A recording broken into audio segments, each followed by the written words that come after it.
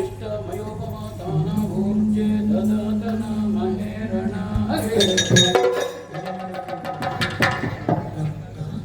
ನೀವು ಎಷ್ಟರಲ್ಲಿ ಯಾಕೆ ಪಕ್ಷ ಇಷ್ಟ ಪಕ್ಷ?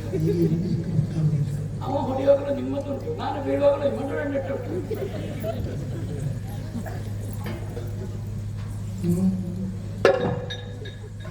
ಎತ್ತಿಗೆ ಇದು ಮಧ್ಯಾಹ್ನ ಸಂಧ್ಯೆ, ಪ್ರಾತಃ ಸಂಧ್ಯೆ ಅರ್ಘ್ಯ ಬಿಟ್ಟಿದ್ದೇನೆ. ಸಾಯಂ ಸಂಧ್ಯೆ ಅರ್ಘ್ಯ ಬಿಡ್ಲಿಕ್ಕೆ ಉಂಟೋ ಇಲ್ವ ಅಂತ ಗೊತ್ತಿಲ್ಲ. ತರ್ಪೆ ಹಿಡಿಬೇಕಾದ ಕೈಯಲ್ಲಿ ಲೋಹದ ಕಡೆಯನ್ನು ಹಿಡ್ಕೊಂಡೆ ನೋಡಿ. ವೇದ ಪುರುಷ ಎಚ್ಚರಿಸಿದ, ಬ್ರಾಹ್ಮಣನಿಗೆ ಇದಲ್ಲ ಅಂತ ಹೇಳಿದ. ಅರ್ಘ್ಯ ಬಿಡಬೇಕಾಗಿತ್ತು, ರಕ್ತ ತರ್ಪಣ ಕೊಡ್ತಾ ಇದ್ದೇನೆ, ಒಂದು ಬಿತ್ತು ನೋಡಿ. ನಿಮಗಲ್ಲ ಇದು. ಸರಿ, ಹೋರಾಟದ ಉತ್ಸಾಹದಲ್ಲಿ ಅನೇಕರಿದ್ದಾರೆ. ಕೌರವನಿಗೆ ಜಯವನ್ನು ಕದ್ದು ಕೊಡ್ತೇನೆ.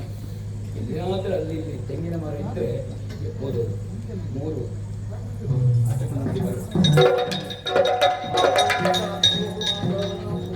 ಇದನ್ನು ನೀವೇ ತೆಗೆದಿದ್ದೀರಿ.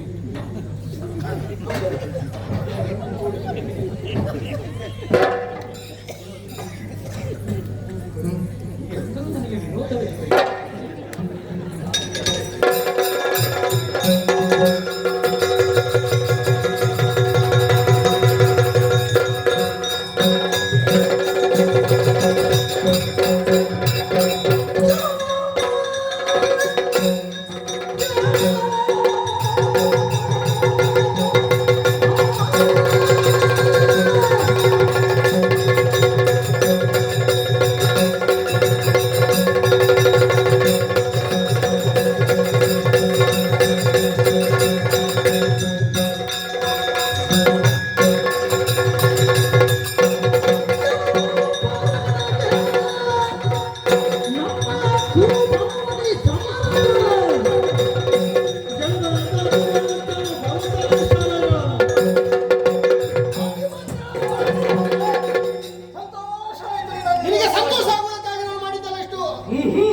ನಿನ್ನ ಪ್ರತಿಭೆಯನ್ನು ಕಂಡು ಸಂತೋಷವಾಯಿತು ಎಂಬುದಾಗಿ ನಾನು ಹೇಳಿದ್ದೆ.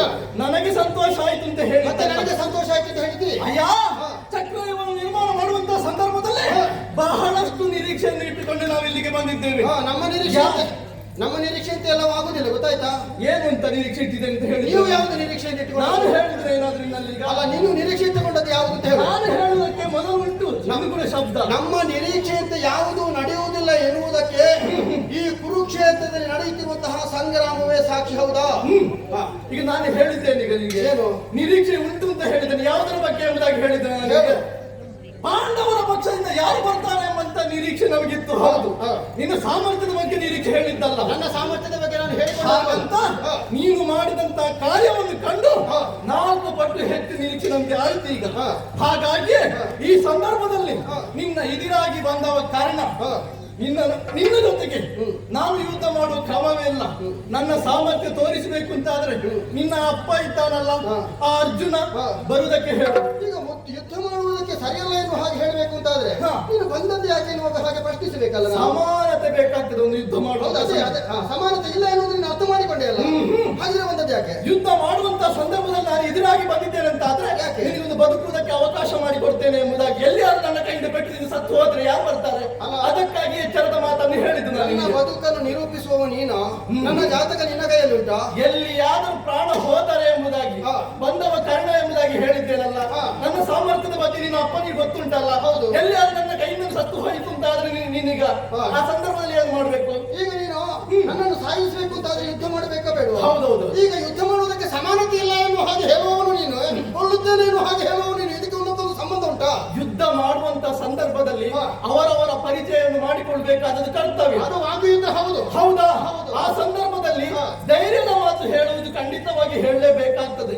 ಎಲ್ಲಿಯಾದ್ರೂ ನೀನ್ ಎಲ್ಲಿಯಾದ್ರೂ ಸತ್ತು ಹೋದ್ರೆ ನೀನನ್ನು ಹುಡುಕಿಕೊಂಡು ಬರಬೇಕಲ್ಲ 4 ಮಂದಿ ಆದ್ರೂ ಕೂಡ. ಹಾಗಾಗಿ ರಣಕ್ಷೇತ್ರಕ್ಕೆ ನಾನೇ ಬಂದಿದ್ದೇನೆ, ಎಚ್ಚರಿಕೆ ಮಾತನ್ನು ಕೊಟ್ಟಿದ್ದೇನೆ. ನೀನು ಕೇಳುವುದಿಲ್ಲ ಅಂತ ಆದ್ರೆ ರಣಕ್ಷೇತ್ರಕ್ಕೆ ಸಿದ್ಧನಾಗು. ಅಲ್ಲ, ನೀನು ಕಲೀಕರಣ ಅಲ್ವಾ? ಹೌದು, ನಿನಗೆ ಒಂದು ಸ್ವಲ್ಪ ಕಲಿಸಬೇಕು ಅಂತ ಉಂಟು ನನಗೆ. ಹೌದೌದು. ಹೌದು, ನೀನು ಯಾವ ರೀತಿ ಗೊತ್ತಾ? ಯಾವುದನ್ನು? ಬಾಣದ ಮುಖೇನ ನಿನಗೆ ಕಲಿಸ್ತೇನೆ. ಹೌದಾ? ಹೌದು, ನಿನ್ನ ಬಾಣದ ಮುಖೇನ. ಹೌದು, ನಾನು ಕಟಾರಿ ಹಿಡಿದುಕೊಂಡೇ ಬಂದಿದ್ದೇನೆ. ನೀನು ಬಾಣ ಎತ್ತುವಾಗ ನಿನ್ನ ಕರಗಳನ್ನು ಕತ್ತರಿಸಿ ಹಾಕದಿದ್ರೆ ನಾನು ಕರ್ಣ ಅಲ್ಲ. ಕರಾವಳವನ್ನು ನಿಷ್ಪ್ರಯೋಜಕಗೊಳಿಸ್ತೇನೆ.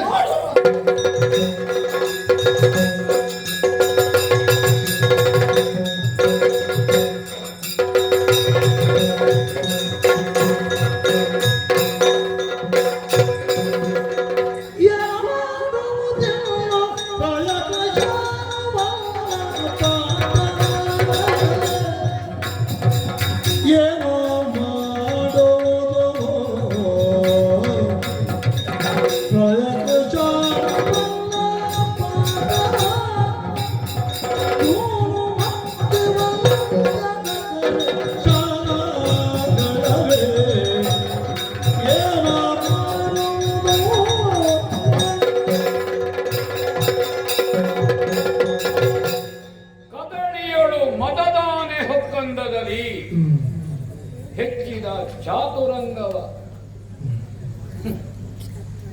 ಅಟ್ಟಿ ಹೊಯ್ತನು ದಂತಿಗಳು, ಸುಡಿ ಗುಟ್ಟಿದನು ವಾಜಿಗಳು, ತೇರಿನ ತಟ್ಟುಗಳ ಸೀಳಿ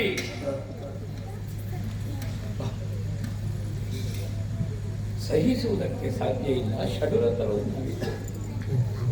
ಯಾಕಾಂತದ ಯುದ್ಧದಲ್ಲಿ ಸೋಲು, ಗೆಲುವಿನ ದಾರಿಯಲ್ಲಿ ನಾವಿಲ್ಲ.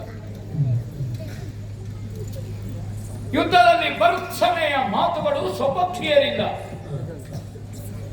ಅಭಿಮನ್ಯು ಕುಮಾರನ ಮಾರ್ಕಣಗಳು ಕೂರ್ಕಣಗಳಾಗಿ ಬರ್ತಾ ಇದೆ. ಹಾಗಾದ್ರೆ ದ್ರೋಣನ ಧನುರ್ವೇದದ ಅಧ್ಯಯನ ಕುಸಿದು ಹೋಯಿತು. ನೈತಿಕತೆ ಕುಸಿದ. ಒಬ್ಬ ಧನುರ್ವೇದ ಪಂಡಿತನಾಗಿ ಅಹಂಕಾರದಿಂದ ಹೇಳುವುದಿಲ್ಲ, ಸ್ವಸ್ವರೂಪ ಜ್ಞಾನದಿಂದ ಹೇಳುತ್ತಾರೆ. ನನ್ನ ಧನುರ್ವೇದವನ್ನು ಭಾರತದ ಗುರುಕುಲದಲ್ಲಿ ಒತ್ತ ಇಟ್ಟಿಲ್ಲ. ಮಗನ ಬಡತನವನ್ನು ಕಂಡು ನನ್ನವಳು ಹೆತ್ತು ಶಿಶುವನ್ನು ಕೆಳಗೆ ಬಿಡುವಾಗ ಎದೆ ಒಸರಲಿಲ್ಲ, ಒಣಗಿ ಹೋಗಿತ್ತು. ಶಿಶುವನ್ನು ಎದೆಗಪ್ಪಿದ್ರೆ ಹಾಲು ಕೊಡುವ ಯೋಗ ಉಣಗಿರ್ಲಿಲ್ಲ. ಹಾಲು ಕುಡಿಯುವ ಭಾಗ್ಯ ಅಶ್ವತ್ಥಾಮನಿಗಿರಲಿಲ್ಲ. ಮನೆಯಲ್ಲಿ ಹಸು ಕಟ್ಟಲಿಲ್ಲ, ಹಸುವೆ ಇತ್ತು ಒಡಲಿನಲ್ಲಿ.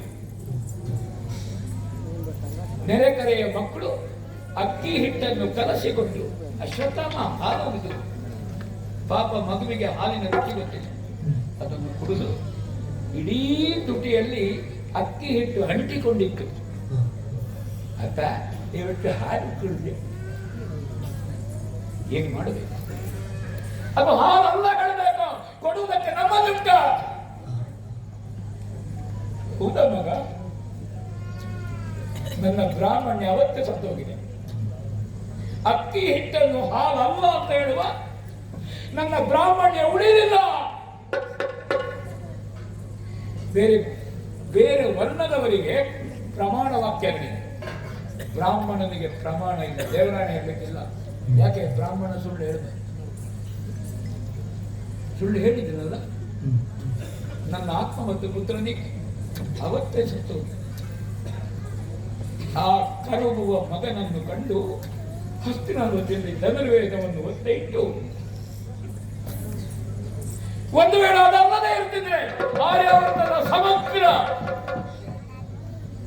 ಕ್ಷತ್ರಿಯ ಮಕ್ಕಳಿಗೆ ಧನುರ್ವೇದದ ಉಪದೇಶ ಮಾಡುತ್ತಿದ್ದೆ. ಹಾಗಾದ್ರೆ ಬೆಂಬಲಿಸುವುದು ಧರ್ಮವನ್ನೋ ಅಧರ್ಮವನ್ನೋ? ನನ್ನದೇ ಧರ್ಮ, ಬೆಂಬಲಿಸುತ್ತಿರುವುದು ಧರ್ಮವನ್ನಲ್ಲ. ನನಗೆ ಬೇರೆ ವಿಧಿ ಇಲ್ಲ. ಈ ಋಣ ಉಂಟಲ್ಲ, ಭಗವಂತ ಒಂದು ಮಾತಾಡಿದ, ಇವರು ಕಾಲದಲ್ಲಿ ಹತರಾಗಿದ್ದಾರೆ. ಭಗವತ್ ಪ್ರೇರಣೆ ಅನ್ನದೇ ಬೇರೆ ದಾರಿ ಮಾಡಿದ್ರು ಮಹಾರಾಜ. ಮತ್ತೆಂತ ಏನ್ ಮಾಡುವುದು? ಭೀಷ್ಮರು ಯಾವ ದಾರಿಯನ್ನು ಹಿಡಿದು ನಿವೃತ್ತಿ ಮಾರ್ಗ ಪ್ರವೃತ್ತ. ನನಗೂ ನಿವೃತ್ತಿ ಇಲ್ಲ. ಏನಾದ್ರೂ ಮಾಡಬೇಕಲ್ಲ. ಅರ್ಜುನನೊಬ್ಬನು ತಪ್ಪಿದರೆ ಕರ್ಣ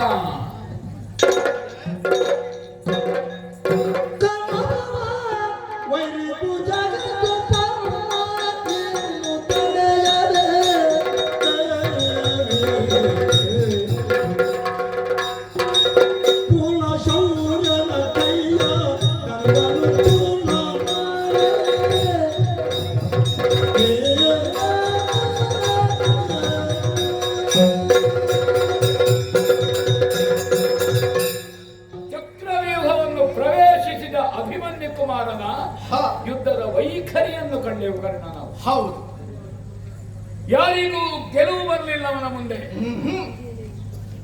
ಹೇಗಾದರೂ ಮಾಡಿ ನಾವು ಅವನನ್ನು ಗೆಲ್ಲಲೇಬೇಕು. ಹೌದೇ? ಹೇಗೂ ಸವ್ಯೋಪಸವ್ಯವಾಗಿ ಸುಳಿದು ತಿರುಗುತ್ತಾ ಇದೆ ಚಕ್ರವ್ಯೂಹ. ಹೌದು, ಈಗಾಗಲೇ 3 ಲಕ್ಷವೇಣಿ ಸೇನೆಯನ್ನು ಕೊಂದ ಅಭಿಮನ್ಯು. ಹೌದು. ನಾನೊಂದು ಪರಿಹಾರ ಕಂಡುಕೊಂಡಿದ್ದೆ. ಏನಂತೆ ಗುರುಗಳೇ? ಅವನ ಕೈಯಲ್ಲಿ ಬಿಲ್ಲಿರುವ ತನಕ ನಮಗೆ ಗೆಲವಿಲ್ಲ. ಹೌದು, ಅದು ಖಂಡಿತವಾದ ಮಾತೆ. ಹಾಗಾದ್ರೆ ಆ ಬಿಲ್ಲು ಇಲ್ಲದ ಹಾಗೆ ಮಾಡುವುದು ಹೇಗೆ? ಅದು ಹೇಗೆ? ನಾನು ಅವನು ಪರಸ್ಪರ ಯುದ್ಧ ಮಾಡುವಾಗ, ಹೌದಾ, ಅವನಿಗೆ ಕಾಣದಂತೆ ಅವನ ಕೈಯ ಕಾರ್ಮುಖದಲ್ಲಿರುವ ನಾರಿ ಬಂಧವನ್ನು ತುಂಡು ಮಾಡಬೇಕು.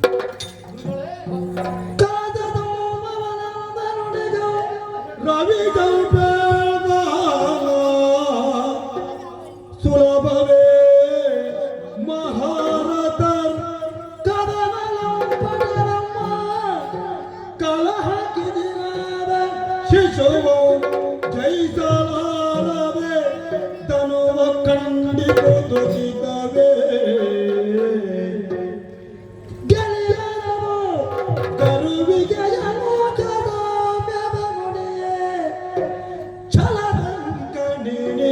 ನುಡಿದ ಮಾತಿನ ಬಗೆಗೆ ಸಿಲುಕುವವ ನಾನಲ್ಲ, ಬಲು ದೋಷಗಳ ಕಪ್ಪೆನೆಂತೆನಲು ಗುರು ನುಡಿದ ಗುರುವೇ. ಗುರುಗಳೇ, ಕರ್ಣ, ನೀವು ಆಡಿದಂತ ಮಾತಿಗೆ ಯಾವ ರೀತಿಯಾದಂತ ಉತ್ತರವನ್ನು ಕೊಡಬೇಕೆಂಬುದಾಗಿ ಕುತೂಹಲದಿಂದ ಕಾಯ್ತಾ ಇದ್ದೇನೆ ನಾನು. ಇಲ್ಲಿಯವರೆಗೆ ಅಂದು ಯುದ್ಧ ಪ್ರಾರಂಭ ಆಗುವುದರಿಂದ ಇಲ್ಲಿಯವರೆಗೆ ಸತ್ಯಕ್ಕೆ ಜಯವಾಗಲಿ, ಧರ್ಮಕ್ಕೆ ಜಯವಾಗಲಿ, ಈ ರೀತಿಯಾದಂತಹ ಹೋರಾಟದಲ್ಲಿರುವವರು ನಾವೆಲ್ಲರೂ ಕೂಡ. ಆದರೆ ಅಭಿಮನ್ಯು ರಣಕ್ಷೇತ್ರದಲ್ಲಿ ಮಿನುಗುತ್ತಾ ಇದ್ದಾನೆ. ನಮ್ಮವರದೆಷ್ಟೋ ಮಂದಿ ಅಳಿದು ಹೋದರೂ ಕೂಡ ಅವನ ಆಯಾಸ ಕುಂದಲಿಲ್ಲ. ಇನ್ನೂ ಕೂಡ ಹೆಚ್ಚಾಗಿಯೇ ಪ್ರಾರಂಭ ಮಾಡುತ್ತಾ ಇದ್ದಾನೆ. ಯುದ್ಧದ ಪರಿಣಾಮವನ್ನು ಗಮನಿಸುತ್ತಾ ಇದ್ದೇವೆ. ಆದರೆ ನೀವು ಆಡಿದಂತ ಮಾತನ್ನು ಕೇಳುವಾಗ ಈ ರೀತಿ ನಾನು ಮಾಡಿದಂತಾದರೆ ಈ ಅಪವಾದ ಕರ್ಣನಿಗೆ ಬರುವುದಿಲ್ವ ಗುರುಗಳೇ? ಇಷ್ಟು ಮಂದಿ ಸೇರಿಕೊಂಡಿದ್ದಾರೆ. ನೀವು ಹೇಳಿದಂತ ಪ್ರಕಾರದಲ್ಲಿ ಯುದ್ಧವನ್ನು ಮಾಡಿದಂತಾದರೆ ಇವರೆಲ್ಲರೂ ಕೂಡ ನನ್ನ ಮೇಲೆ ಸಂಶಯವನ್ನು ಇಟ್ಟುಕೊಳ್ಳುತ್ತಾರೆ. ಅದೇ ನನಗೆ ದೋಷವಾಗಿರುತ್ತದೆ ಗುರುಗಳೇ. ಹಾಗಾಗಿ ಗುರುಗಳೇ, ನೀವು ಆಡಿದಂತ ಮಾತನ್ನು ನಾನು ನೆರವೇರಿಸಿಕೊಡ್ತೇನೆ. ಆದ್ರೆ ಇದು ತಪ್ಪಾಗುವುದಿಲ್ವ ಗುರುಗಳೇ? ಕರ್ಣ, ನಾನು ತಪ್ಪು ಮಾಡ್ಲಿಕ್ಕೆ ನಿನ್ನ ಹತ್ರ ತಪ್ಪಿಯೂ ಹೇಳಿಯೇನ, ಅಥವಾ ಇನ್ನೊಬ್ಬರಿಂದ ತಪ್ಪಿಸು ಅಂತ ಹೇಳಿಯೇನ? ಇದು ಯುದ್ಧ ನೀತಿ. ಹೌದೇ? ದ್ವಂದ್ವ ಯುದ್ಧದಲ್ಲಿ ಬೆಂಗಡೆ ಅಂತ ಇಲ್ಲ, ಮುಖಾಮುಖಿ. ದ್ವೈರಥ ಯುದ್ಧದಲ್ಲಿಯೂ ಇಲ್ಲ. ಇದು ಸಂಕುಲ ಯುದ್ಧ. ಹೌದು. ಚಕ್ರವ್ಯೂಹವನ್ನು ಪ್ರವೇಶಿಸುವಂತಹ ಯೋಧ ಅಷ್ಟ ದಿಕ್ಕುಗಳು, ಕೆಳಗೆ ಮತ್ತು ಮೇಲೆ ಸವ್ಯಾಪಸವ್ಯ, ಎಲ್ಲಿಂದ ಯಾವ ಯೋಧನು ಬಂದ್ರು ಅವನನ್ನು ಕಂಡು ಕತ್ತರಿಸುವುದ, ಕಡಿಯುವುದ, ಹೊಡೆಯುವುದ, ಬಡಿಯುವುದ ಮಾಡಬೇಕಾದ್ದು ಅವನ ಕೆಲಸ. ಓಹೋ, ನಾವು ತಪ್ಪಲ್ಲ. ಹೌದಾ? ಒಂದು ವೇಳೆ ನನಗೆ ಕಾಣಲಿಲ್ಲ, ಚಕ್ರವ್ಯೂಹಕ್ಕೆ ಬಂದದ್ದು ಯಾಕೆ? ಹೌದು, ಇದನ್ನು ತಿಳಿದುಕೊಂಡೇ ಬರಬೇಕಿತ್ತು. ತಿಳಿದುಕೊಂಡು ಆ ಮಾತಡಿಯದದ್ದು ನಮಗೆ ಅಪರಾಧ ಅಲ್ಲ. ಹೌದು. ಯಾಕೆ ತಿಳುವಳಿಕೆ ಉಳ್ಳಂತಹ ಧರ್ಮರಾಯನೇ ಕಳುಹಿಸಿಕೊಂಡಿಲ್ಲ ಆಶೀರ್ವಾದ ಮಾಡಿ. ನಾವು ತಪ್ಪುತ್ತೇವೆ? ನಮ್ಮದು ತಪ್ಪಿಲ್ಲ. ಬರುವಾಗನೇ ಆಲೋಚನೆ ಮಾಡಿಕೊಂಡು ಬರಬೇಕು. ತನ್ನ ಸಾಮರ್ಥ್ಯ ಎಷ್ಟು, ಹೌದು, ಹೊರೆಯನ್ನು ಹೊರುವವ, ಹೆಗಲು ಕೊಡುವವ, ತನ್ನ ಸಾಮರ್ಥ್ಯ ಆಲೋಚನೆ ಮಾಡಬೇಡುವ. ಹೌದು. ಇನ್ನೊಂದು, ನಮ್ಮ ಸೇನೆಯಲ್ಲಿ ಈ ಸಾಮರ್ಥ್ಯ ಇರುವವ ನನ್ನನ್ನು ಬಿಟ್ರೆ ನಾನು ಯಾಕೆ ಹೇಳಿದೆ? ಅಪ್ರತಿಮ ಧನುರ್ವೇದದ ಸಿದ್ಧಿ ಪರಶುರಾಮ ಶಿಷ್ಯನಾದ ನಿನಗುಂಟು. ಹೌದಾ? ಇದು ಕತ್ತೆಯಿಂದ ತೆಗೆದು ಕಡಿಯುವ ಪ್ರಕ್ರಿಯೆ ಅಲ್ಲ. ಬಹಳ ದೂರದಿಂದ ನಿಂತು ಅಭಿಮನ್ಯು ಕುಮಾರ ನಿನ್ನನ್ನು ಗಮನಿಸಬಾರದು, ನೀನವನನ್ನು ಸರಿ ಗಮನಿಸಬೇಕು. ಹೌದೌದು. ಶ್ರೀರಾಮಚಂದ್ರಮ ಅರ್ಜುನ, ಕಾರ್ತವೀರ್ಯ ಅರ್ಜುನ ಇವರೆಲ್ಲ ಧನುಸ್ಸಿನಿಂದ ಬಾಣ ಹೊರಡುವಾಗ ಈ ಹಗ್ಗದ ಚಲನೆ ಗೊತ್ತಾಗುವುದಿಲ್ಲ, ಕಣ್ಣಿಗೆ ಕಾಣುತ್ತಿಲ್ಲ. ಅಷ್ಟು ವೇಗದಲ್ಲಿ ಉಂಟು. ಅಷ್ಟು ವೇಗದಲ್ಲಿ ಹೌದು. ತೊಡುವ ಬಿಡುವ ಲಾಘವವನ್ನು ಕಂಡು ಹಗ್ಗ ಎಲ್ಲಿ ಉಂಟು ಅಂತ ಕಲ್ಪಿಸಬೇಕು. ಹೌದೌದು. ಹೌದಾ? ಹೌದು. ಅದೇ ಸಾಮರ್ಥ್ಯ ಅಭಿಮನ್ಯುನಲ್ಲಿ ಕಾಣ್ತಾ ಇದ್ದೇನೆ. ಕಣ್ಣಿಗೆ ಕಾಣದೇ ಇರುವ ಹಗ್ಗವನ್ನು, ಕೈಯ ಲಾಘವವನ್ನು ಕಂಡು ಬಾಣದ ಮೊನೆಯಲ್ಲಿ ತುಂಡು ಮಾಡುವ ಸಾಮರ್ಥ್ಯ ಇರುವುದು ನಿನಗೊಬ್ಬನಿಗೆ ಅಲ್ಲದೆ ಮತ್ತೊಬ್ಬನಿಗೆ. ಸರಿ ಗುರುಗಳೇ. ಅದಕ್ಕೆ ನಿನ್ನ ಹತ್ರ ಹೇಳ್ತೇನೆ, ಖಂಡಿತವಾಗಿಯೂ ನಾನು ಅವನ ಮುಂದೆ ಹೋರಾಟ ಮಾಡುತ್ತಾ ಇರ್ತೇನೆ. ಆ ಸಂದರ್ಭದಲ್ಲಿ ಅವನ ಕೈಯ ಕಾರ್ಮುಕ ಕೆಳಗೆ ಬಿತ್ತು ಅಂತಾದ್ರೆ ಇವತ್ತಿನ ಯುದ್ಧದ ಜಯ ನಮ್ಮ ಪಾಲಿಗಾಗ್ತದೆ. ನಿಮ್ಮ ಮಾತನ್ನೇ ಶಿರಸನ ವಹಿಸಿಕೊಂಡಿದ್ದೇನೆ. ನಡೀತೇನೆ ರಣಕ್ಷೇತ್ರಕ್ಕೆ. ಹೌದಾ? ಹೌದು ಗುರು. ಸಿದ್ಧರಾಗೋಣ.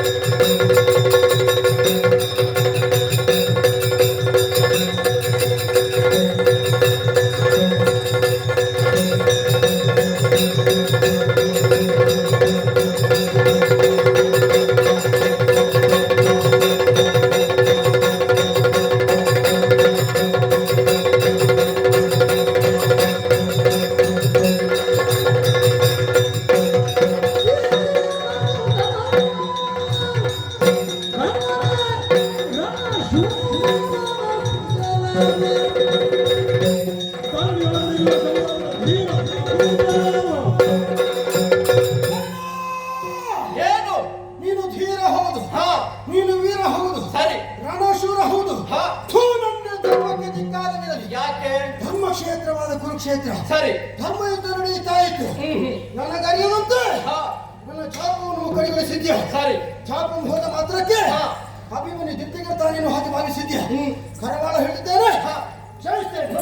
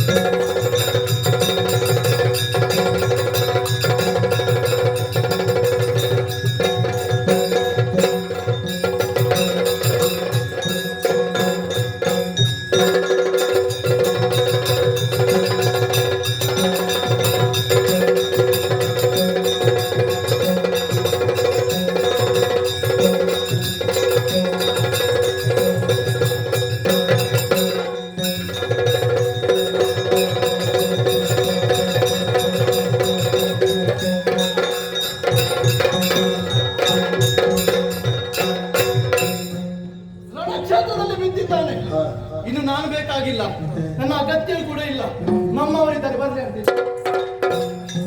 ಎಲ್ಲವೂ